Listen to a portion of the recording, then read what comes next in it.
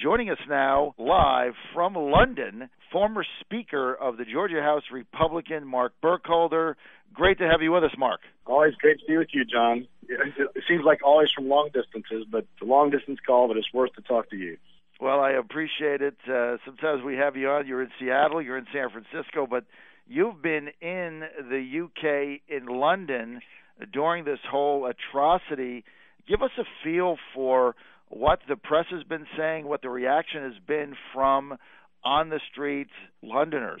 Well, I think it certainly is just repulsive and shocking, to say the least, to have such savages do what they did to that young man. It's hard to even describe, honestly. And I think that's the way most of the people are. On the streets, the people are the ones that I really enjoy listening to. You get to the news sometimes, and they'll interview some person who finds a way to even justify that these people did this horrid act.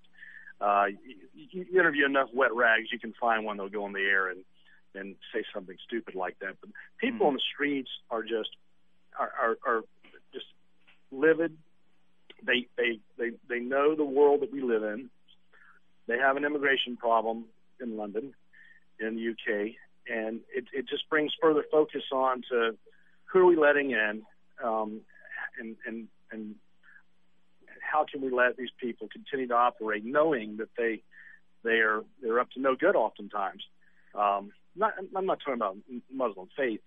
Every faith has a radical element to it, and there's many peaceful Muslims in the mainstream world, but these lunatics on the ends, it's what really makes it harder. And I think the Muslim community here in London is ultimately on their own gonna put the pressure on these crazies to either get out of their faith or just clean up their act. I think they're gonna take care of it themselves, which is what they should do. I was a little surprised about the police response. Honestly, it was a little slow, but ultimately they got the two perpetrators. But the hero of all time is this lady, this Cub Scout leader, who confronted one of the murderers on the street. He has a gun in one hand, he has a bloody scalpel in the other hand, and there's an amazing photo. You probably have seen it in the U.S. of her walking straight up to him and asking him, engaging in a conversation with him, basically telling him, you have no inner soul and you will lose. And she, give it to her in harm's way potentially with a guy who just butchered somebody on the street, walks up to him and gives him a piece of her mind. And I think that's the mind of the British people and those on the street. Of course, the politicians do all their speeches and outraged as well, but there are amazingly groups out there that say, if we weren't in Afghanistan, then this kind of stuff wouldn't happen, and it's just such nonsense. But nonetheless, shock is an understatement here. Unbelievable. I'm going to move, if I can, Mr. Speaker, to U.S. politics. One of the things that always amazed me about your campaigns in Georgia, and you got reelected every time by bigger and bigger margins, is that you were able to attract a plethora, a litany, an army of young people, one of the only people I've seen do that in Republican politics when I was covering Georgia. So my question is, as somebody that really knows how to go to college campuses and fire young people up and get them involved for conservative causes, we're starting to see that. We saw it with Reagan. We're starting to see that a little bit now with Kentucky Senator Rand Paul. My question is the Paul phenomenon, especially with young people, is that real? I think it really is. I've listened to Senator Paul speak on many occasions, and he's singing a tune that it's coming from his heart, not from his head. That is a tune that I have not heard many Republicans sing in a long time. And what I mean by that is he is reaching out to every group in America. Doesn't matter who you are, what you look like, and making the case, going into what would you think politically not so friendly territory, and selling the Republican Party and why the party is giving you more opportunities is the party you ought to think about voting for versus the party that's not going to give you opportunities.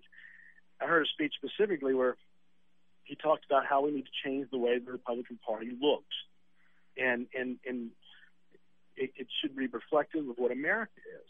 It should, he says, we got guys with tattoos that should be Republicans that may not be voting our way. We have men with ponytails. Plenty of those are Republicans, and more of them out there. There's young people, whether you support or not, like body piercing, girls with rings through their nose, that you'd be amazed that really, if you take the time to talk to them, will vote Republican and they're smart people. They'll understand the benefits of voting Republican. He's going to Silicon Valley. I know he's on a kind of a speaking tour right now, and the heart of an area that voted for Obama, a record number. But he said, you know what? Nobody cares more about privacy issues than those people in Silicon Valley and the technology industry that they're in. Mm-hmm. And of course, he takes a little page out of his father's book that about protecting civil liberties and plays off of that. And honestly, his dad, if you think about Ron Paul, in those debates, those 30 debates Republican presidential candidates had, he got the most applauses of anybody. Now, he also got the most boos, let's be honest, but the boos usually came from some comments he would make about his policies internationally that were just kind of isolationist positions, which his son Rand doesn't have. So Rand still has that appeal of those young people. And in my two campaigns working with Mitt Romney around the country, every city we went had a fundraiser. It wasn't against Mitt. They were just showing us how they could mobilize people in every corner of the U.S. There was a Ron Paul rally outside of every fundraiser, whether it was John McCain's or ours, the Romney camp, or whoever was running. They had this unbelievable way of mobilizing. And you got to think, well, here's a guy, kind of an older guy, shouldn't be appealing to young people, kind of a crusty figure in some people's estimation, maybe, but he had a nerve with them. And Ron Paul's doing the same. Rand Paul's doing the same thing. So we got to learn take a page out of the book of success. That's the one area I see us attracting young people to our party is through individuals like Ron Paul and Rand Paul. And I'm not a fan of Ron Paul's politics necessarily, but I think this Rand Paul is somebody that we really need to watch because he's on a mission, and it's a mission that we need to be on as a Republican Party. I'm surprised and proud of what he's doing, and I'm going to follow him just as a political spectator that I am now. Well, it's going to be interesting, and certainly the 13 or whatever, 18-hour filibuster he did, where he had a milk jug in his pants, and he basically stopped the entire town of Washington for a whole day, right? He did, and there's been few figures, veterans or new members of the U.S. Senate in recent history who rose so far above that traditional deliberative body, if you want to call it that over there, and were able to stop the process in queues. And if you remember Jesse Helms, there's some people like Jesse Helms, some people hated Jesse Helms. Mm-hmm. Jesse Helms at a point became more powerful than the presidents he served under, because they knew good and well he was not bluffing when he said he was going to filibuster, and he could shut down some really bad proposals and initiatives by a president if he wanted to. And I don't think we want further gridlock, but on the other hand, you need somebody to be a maverick and take some lead. I thought it was silly that John McCain, of all people, tried to reprimand Senator Paul after doing that. If you look back at John McCain's career, nobody was, when he was in the House and then in the Senate, nobody was more of against the grain maverick sort of personality than him. Mm-hmm. I guess his years in service in the Senate just kind of rounded off his edges a little bit, but I was disappointed in Senator McCain and very proud for Rand Paul for standing up and doing what he did. This is the John Fredericks Show. We're with former Speaker of the Georgia House of Representatives, Mark Burkhalter. He was a guy that basically took Georgia from one of the bluest states in the country, representative-wise, to now solidly red. Mr. Speaker, I want to get to this Internal Revenue Service scandal. Lois Lerner yesterday got put on administrative leave. We think there might be a special prosecutor. How far-reaching do you think this IRS scandal targeting conservative organizations with certain names in them, how far-reaching do you think it is? I think they're going to peel back a new layer every time they have a credible person look into it, investigate it. And if a special prosecutor does get appointed, the most nervous person in the room ought to be President Obama, because he can easily dismiss, I didn't know anything about that. That's sort of his standard line anytime some sort of scandal comes up. But you know what?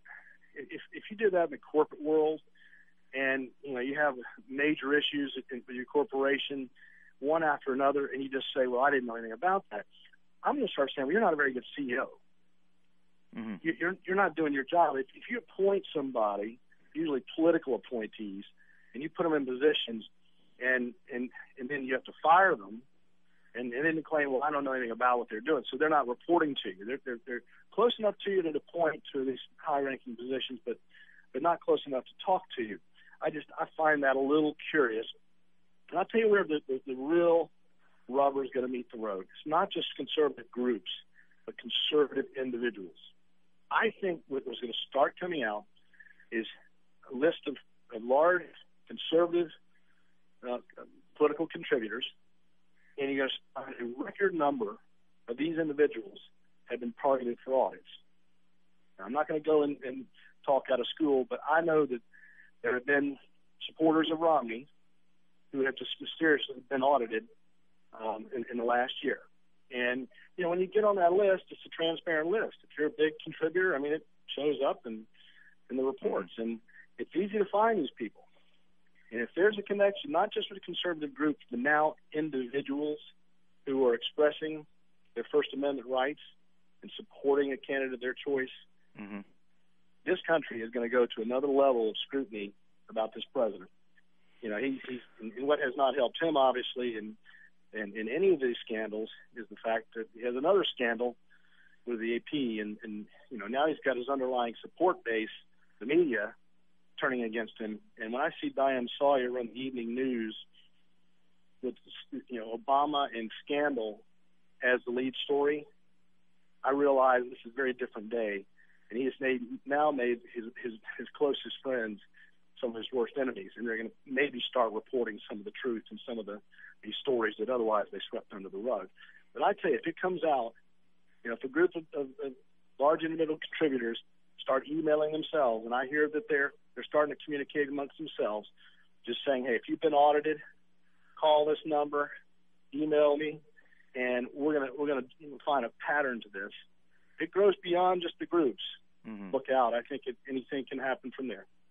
Right, because when you start targeting individuals, these are real people with families and jobs. It's just not some organization behind it, and especially I think if that starts to come out and there is a trend, I think you're the nail on the head. All hell could break loose. Mr. Speaker, we got a couple more minutes. I want to go to immigration reform, the Gang of Eight bill that just got passed 13-5 in the Judiciary Committee. I have no doubt it's going to go through the United States Senate, get to the House. I know you've had an opportunity to spend some time flipping through, probably not all, the 800 pages and 7 pounds of it. First reaction, what do you make of this? Well, is it going to do anything? If you look at our current immigration laws, if you ever read the immigration laws that we have on the books, they're fairly impressive. If you would apply those laws, we could successfully have a healthy flow of immigration without an onslaught of just anybody and everybody sneaking across our borders. And the boat can only hold so many people at one time. And our economy is the strongest in the world, hands down. But successful Western economy gets a control of their immigration situation, and you have to. I mean, you can't cut it off.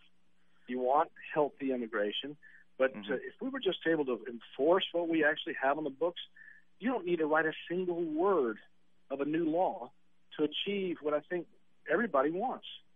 So it's almost like we can't back up the laws that we have, so now we're going to have a new law that takes out many of the laws that we have that we can't back up, replaces them with other laws that don't seem to make any sense to me at all. So it seems like what you're saying is... It's just like Philip Howard in this book's The Death to Common Sense. We've got over 2 billion words of rules, regulations, laws in America, and half of them are contradictory to the other half, and you can be in compliance and in violation of a lot of laws just by waking up and breathing every day. I mean, it's just more laws doesn't solve all our problems. We have immigration laws. We just need to enforce them. Exactly. Well, Mr. Speaker, it sounds like you're the kind of guy that we need in the United States Senate up there in Washington. I hope someday you'll get back into politics, and then you'll be on our show all the time, and we can be neighbors. We want to thank you, former Speaker of the Georgia House, Mark Burkhalter, for joining us today. This is the John Fredericks Show.